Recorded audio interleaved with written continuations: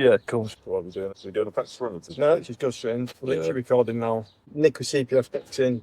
Hello, I'm with Azam. Hello. We've just got back from Scarborough. We went to see Judas Priest, which was good. Yeah, I thought they were good. I thought they were solid. Obviously, they're affected slightly by Ozzy Osbourne's untimely passing. Well, timely. I guess he's put his body through a lot of abuse, but he'll still be missed. Obviously, it's not a podcast about heavy metal. Maybe another time and place for that. It's a boxing podcast. So you watched Usyk Dubois 2. Let's go straight into it. So you watched highlights the day after. I watched highlights the day after, yeah, because I wasn't around. I was actually abroad, so I wasn't around to watch the actual match in live time. But I watched the highlights after, and then obviously we watched the match again afterwards. Yeah, so we watched. Yeah, so I watched the full thing, the full event, which I bought from Azam. Forget about the undercard, it was a bit naff, but the main event still the show, obviously. I watched it twice now. I watched it with Azam, so we did a bit of an analysis of it. Do you think before the fight, when people were saying, is Usyk getting too old, do you feel like those were feasible arguments, knowing Usyk, knowing his endurance, his training? I'll be honest, I love Usyk, I'm Team Usyk, but I thought Father Time, that massive cliche, maybe it may catch up to him. Before the fight, I'll be honest, I had Usyk 55-45.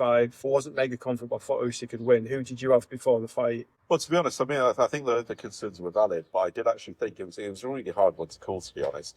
But I thought Daniel Dubois, because of the upsets he's put them up, I thought that he could potentially pull off the upset. I actually thought maybe he could take it, or at least it would go all the rounds, Yeah, I'll be honest, I was confident Usyk could win. But let's put it this way: did you see it ending in 5 rounds with Usyk wiping Daniel Dubois like that? Not see that coming at all. No, I'll be honest. I was genuinely stunned by it because I thought Usyk in the later rounds may turn it on. Maybe in the last couple of rounds, the cardio would come into play.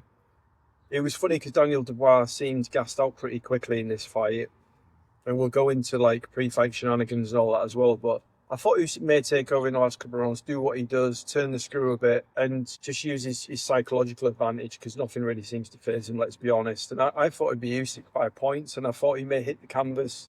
Did you think he may be in peril or hit the canvas at any point? I thought he'd hit the canvas at least once. Yeah. I thought Dubois may put him down.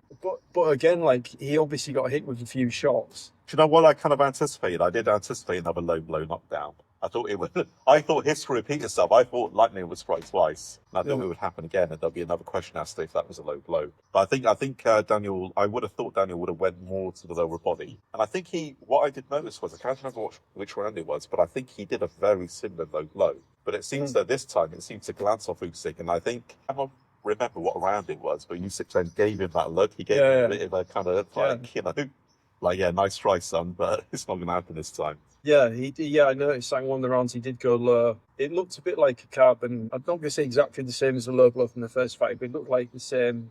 It looked very, very similar. Same from the low. So people are saying that Usyk was pissed off, and usually he's very professional. He doesn't let people's mind games faze him. Again, he's just very locked in. Do you think he was pissed off this time? Do you think any of the pre-fight build-up, Don Charles, George Fox, Big Don Charleston, do you think anything said to him maybe made him think, do you know what, I'm gonna just knock you out this time and prove definitively that I am the better boxer? Yeah, I think it's kind of like, I wouldn't say it's giving a massive chip in the shoulder, but I think it's kind of like, it had some kind of input, I guess. And I think it did affect him in some way, so he kind of felt like he had something to prove this time around. I think it did kind of get to him, because you think with Usyk, he wouldn't be that phased by stuff like that. He seemed very kind of resilient, like things wouldn't phase him. But I think, it did kind of, you could kind of see though, because I think during the build-up, the way George Fox was kind of engaging him, and even the way Don Charles was, you can kind of see a reaction from Usyk. He was getting pissed off, and it was kind of going in. So I guess that might have been a factor for the fight itself. Yeah, it seemed like it was. And people mentioned, and when you think about it, this probably did piss him off.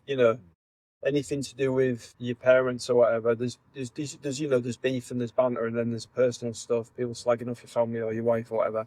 When Daniel Dubois came into the ring, when Usyk had beaten Fury, and Usyk was talking about his dad and paying tribute to him, and Dubois came in the ring, do you think that may have roused him up? Yeah, possibly, because the timing was just completely off. And the way he did that, it was a bit like, come on, mate, it's a bit cringe the way he.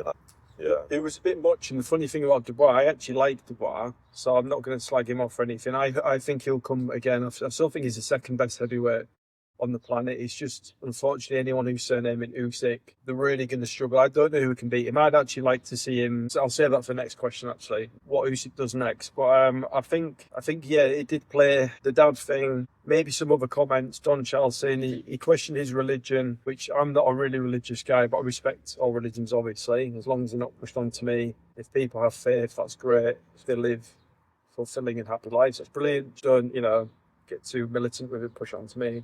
But I think with Usyk, obviously, he's very religious, Christian or whatever. Him questioning that, I think he took that as very personal. Other people might not be as bothered, but I think with him, maybe that was another bullet point, the dad thing. Dubois rushing in after he'd been told. I think he'd been told to go in, which again is... Yeah. And then the religion thing, I think those maybe made him think, I'm obviously going to be professional and approach the fight in a professional manner, but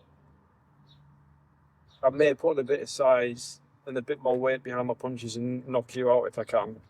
And he did show. I mean, obviously every heavyweight has knockout power, but he sort of, do you feel that he showed in that fight? I can knock people out now, so I'm not just going to out cardio. Yeah, I can actually knock you out. He did show that punching power. I never expected him to have that level of punching, knockdown, or knockout power. I thought it was literally just like kind of controlled aggression, kind of getting him with a jab and then literally wearing him out. But he relatively early in the fight like that. It was totally did not see that coming at all. But I think after the third round, Dubois arguably won that. I think Usyk took all the rounds, but I was sort of thinking, I think Usyk's, we're only a few rounds in. Usually he'll turn it on a bit later, but I think maybe he might turn it on quicker and end it. He felt that sense of urgency, I think. Yeah, which is probably why he did ultimately. Yeah, but I really did think Dubois would offer a bit more, and he did hit Usyk. And also, to be fair, there were a couple of shots I was like, wow, he hit him flush. But when you look at the replay, Usyk deflected him. Again, like that speed, that coordination's incredible. So Usyk defeated Dubois definitively. Would you say that's a fair statement? Yeah. Dubois, he tried. I know the next question, actually, and this is unscripted. We've literally come in, just doing this. As things pop up, we'll mention them. So did Dubois quit, in your opinion? Did he quit? See, that's a bit of a hard one to definitively say. But I think there was a moment, I don't know if it was in the first or second round, must have been in the first round, when he got kind of a couple of shots in the first round when he felt the power. And you can kind of see in his face where it really kind of hit home. And I think from that point, it's like in his mind, he probably lost the fight and he felt like, right, I'm just going to ride it out now and not kind of like, Yeah. But I think also it's almost like he gave Usyk a lot of respect, too much respect, because in the AJ fight, he just kind of went in like a wrecking machine. There was no respect. He just had that kind of like machine-like agenda. But I think with Usyk, there was too much of that respect, which made him a bit too overcautious. Yeah, I did get that feeling. Maybe too much respect. Because with AJ, but part of the reason people think Dubois is his time he may win this fight is because he just pretty conclusively destroyed AJ. That wasn't. I mean, obviously, again, statistically, AJ will have got a few shots in, but he did get destroyed, didn't he? Really? Yeah. Oh yeah. And again, I don't really hate any of these guys. Tyson Fury pisses me off, but I don't have no agenda against anyone like AJ. But he did get. You're gonna have to say what you say. Said that. Say what you say. Say what you see, Roy Walker. Yeah, Roy Walker would say, "Show my age here." He did get destroyed. So for the trademark you mentioned in the podcast, a couple of things we can mention. One, you mentioned Alex Krassyuk. Yeah. I think there's a bit of speculation because obviously they seem to have parted ways, but I don't think it was any kind of fallout as such. I think they're just doing some other venture, which is outside of boxing, or I think so. And you guys correct me if I'm wrong, obviously, which I may well be. Yeah, especially after a load of beers which we had last night. Like just making basic decisions is a struggle today. I may be wrong, but from what I gather, Nick said it was amicable. We've got another business venture, so they may be working on something else. They may have one eye on retirement. He may be sorting something else out. When you've retired, we'll do this together. I don't know. It could be anything, but it seems there's no issues and it's not like a fallout. But it was one of the narratives in the build-up to the fight. I think we were just looking for a way Usyk could crumble or be beaten, and it was just nothing. No, I don't think it's a factor at all now. And Tony Bellew said, boxers change managers and trainers more often sometimes than trainers on the fucking feet. So I don't think that's a factor. So in the build to fight, another story that's come out in the past few days, which is it's quite funny, but it's something we'll have to mention. So apparently Daniel Dubois had a pre-fight party. I've heard somewhere say it was 7 people, somewhere say it was 17, somewhere say it was 25. Some saying it was like fucking that Project X movie in the 500 pound. Essentially, he had a party at his house. So it originally came out. Like when you first heard that, what was your initial reaction? Yeah, I wasn't too sure if again that was something because then it was told, like when I first heard about it, it was told that he had a similar thing before the AJ fight. Again, a Yeah, similar gathering, and it didn't really seem to affect that result. So I don't know if that's anything. I think people are maybe people who are trying to like argue in Dubois' defense. yeah, They're trying to use that as maybe a thing where it's excuse as to why he essentially lost, maybe some kind of explanation. I don't yeah. think that's anything, to be honest. At first, I did think it was something because how it was presented to us was he's had a house party and it sounded like they were like, fuck it, let's have a party. It's only, we're fighting later on, it'd be fine. It's not a big fight. Or, I think it was his team were made to be really nonchalant about it. But Don Charles, actually, to be fair, he did say, let's replace the word party with the word gathering. He did have a gathering. He had a gathering before the AJ fight. Look how that turned out. Yeah. He also said he had a gathering before the Hergovich fight and the Miller fight. So any one of us, if we do something in our day-to-day routine, whether we're normal guys, sportsmen, or whatever, if you have something that works, you're gonna replicate it and keep doing it. So he said that's all we did. He had a gathering. We had a few more people. It worked before. It didn't work this time. But again, I think if he'd have had a house party or not, if he's snorting coke off prostitutes, tits or whatever, I still think the outcome would have been the same. I still think he'd have lost the fight.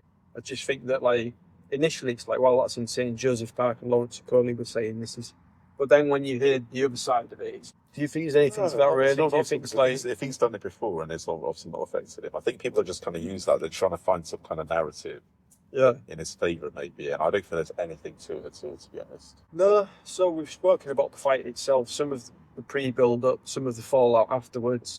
And again, I want to say, like, I like Daniel Dubois. He will come again. You said earlier you think Don Charles may not be on his team. I think that'd be hard, Yeah. but do you think he may? I don't know. I just see some sort of cracks there, and I've got a feeling after this defeat now he might sort of change up. And it tends to happen after a defeat as well. Yeah, Because if he's been on a bit of a streak, and I've noticed a certain other fighters when they've been on a bit of a streak, they have that one defeat, and then they'll change up their trainer. And yeah. I guess on that basis, it's possible. I think it may be. The only thing I say about that, again, I don't know any of them. I wasn't at the house party. This is my opinion on what I've been fed by the media, and often they're full of bullshit, as we all know. But I think it might be harsh on Don Charles because it seemed like he wasn't at the party, the gathering or whatever it was. It seems like it might be harsh getting rid of him, although his entourage and the amount of people in his corner. People mentioned that because he had apparently still all sorts of people in his corner. But again, the defence to that was we did for the AJ fight. It's the same people. Yeah. So are we trying to pick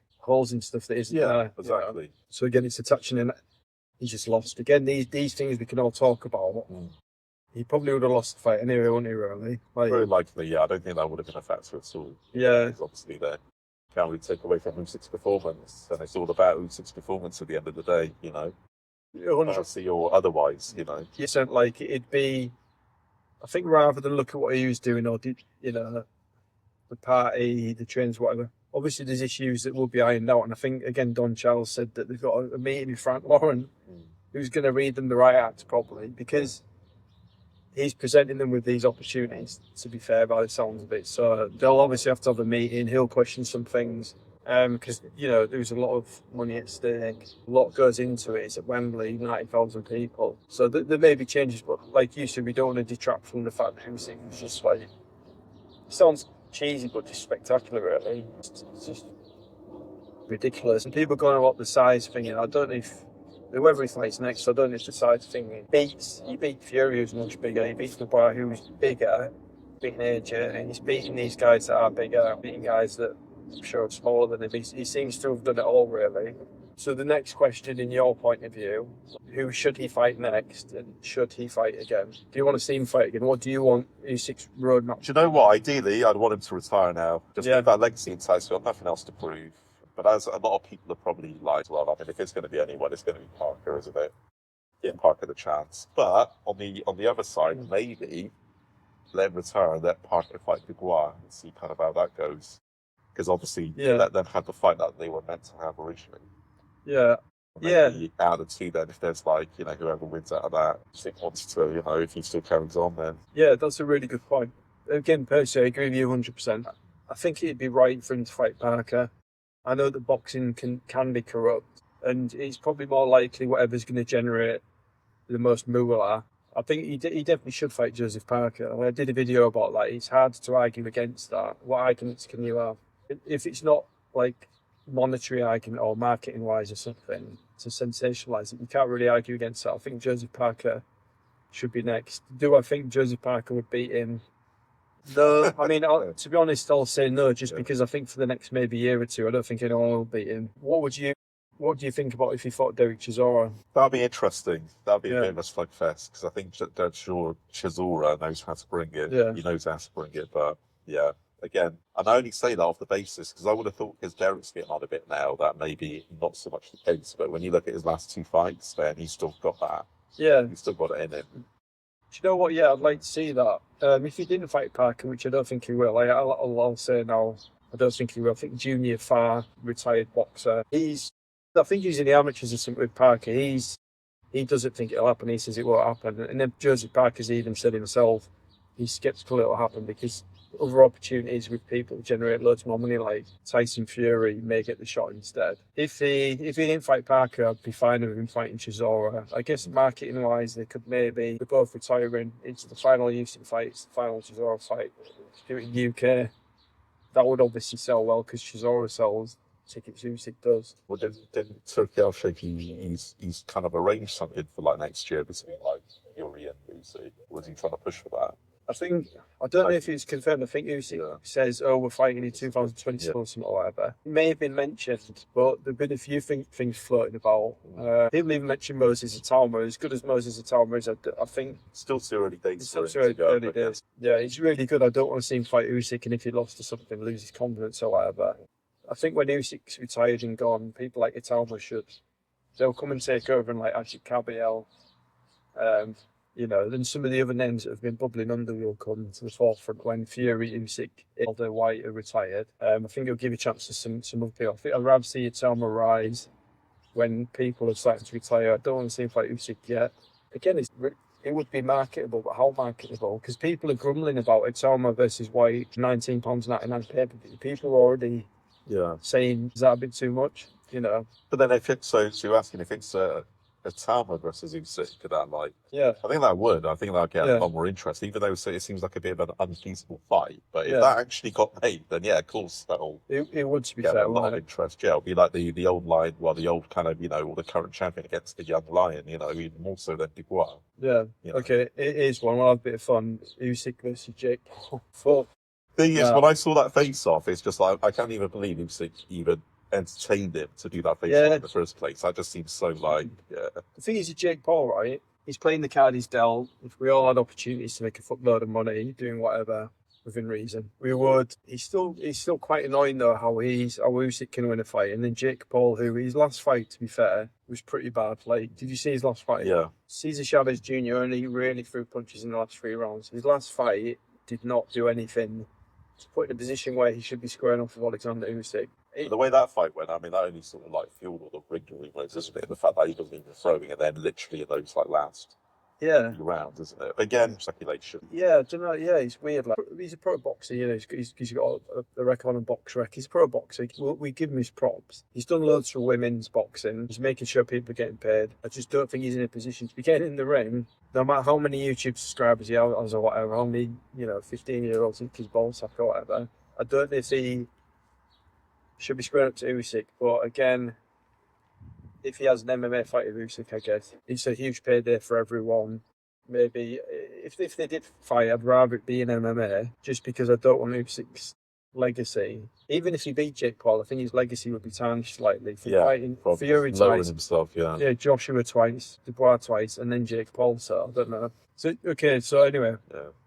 We can agree the Usyk fight was awesome. Usyk's the best heavyweight, one of the best heavyweights ever. Yeah. I think he's that argument now based on his performances in the past couple of years, definitely. Yeah, it's hard to argue against that, really. I'm not going to say he's the best heavyweight ever. He's got to be mentioned in that realm. But in this current era, probably the best in this era. Obviously, he's probably not at the same level as like a Lennox or whatever, but I think the heavyweight in this particular era, I say he's up there. Yeah. So we'll have a little bit of fun one off a few minutes before we finish the podcast. But Jake Paul versus Anthony Joshua, do you see it actually happening? I think, like I said, because I think we talked about it before, didn't we? And I said, okay, there'll be a bit of talk, a bit of speculation here allowed, but I think there's a bit of a trajectory with that kind of like. I think it could happen.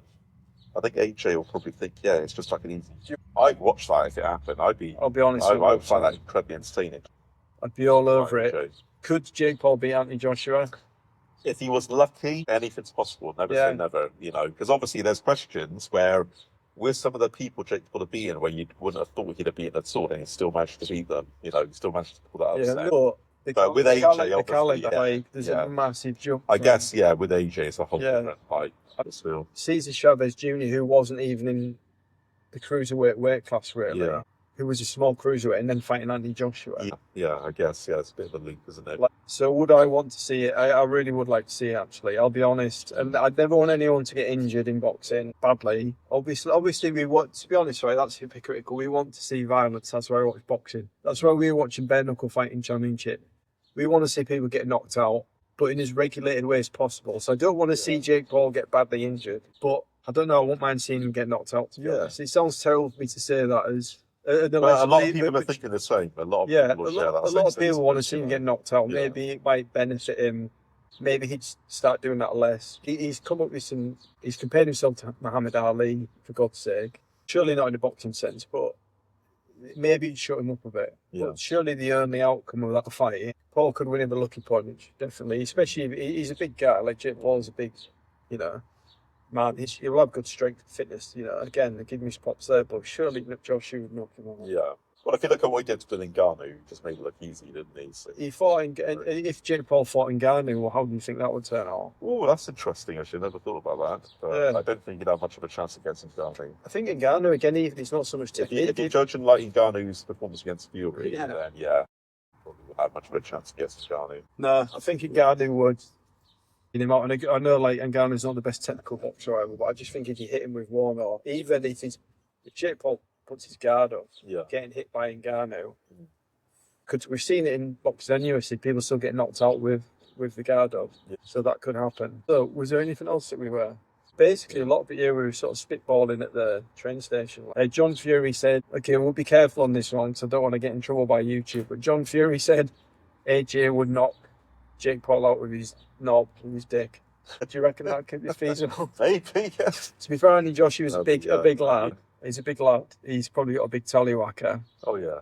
So that may be more for OnlyFans or something. Maybe charge a bit extra on OnlyFans, I don't know. But it's in a boxing fight, That'd be an interesting pay-per-view, wouldn't it? Yeah. I think what John Fury was saying really was Joshua could easily beat him. And he's funny with John Fury. Like, I think he's turning it down a bit, and he's actually... And bear with me as I say this, he has moments where he's been reasonable at the moment. He's turned it down slightly, so he'll say something completely outlandish. But with the Fury Usyk thing, Tyson Fury keeps saying he beat Usyk twice. Even his dad's saying now it was a close fight. But that basically, I took that as he beat him. It was a close fight. You think Tyson Fury, last thing, then we'll finish the pod, does he need to concede that he was beaten by Oleksandr Usyk? I think he needs to come to terms with it. Yeah, he does need to come to terms. Yeah, because there's footage. You think the only allowance I'll give him is that the second fight, in my opinion, was very close. Yeah, say for example, in the second fight, if it went in his favour, I wouldn't have been surprised. If it was a split decision in his favour, which I thought it could potentially be, then So that's the only allowance I'd give him. I thought it's the opposite way around. I thought the first fight was closer. Well, the second fight was a bit more conclusive. But there's interview footage of Fury saying if someone beats you, you've got to put your hand up and say the best man won. But he's not done that with Usyk, and I think people find that annoying. And I think maybe he thinks it's building the first for people to want to see him fight Usyk for a third time, but not many people really want to see it. Now, pretty much, isn't it? I think that ship sailed. I think like in a stadium, Usyk mentioned it, they got a few cheers, but I think people just cheering because they're probably pissed or full of adrenaline after what they've just seen. But I don't think he deserves a shot. I think if he does fight, he needs to face Daniel Dubois and Anchit Kabil.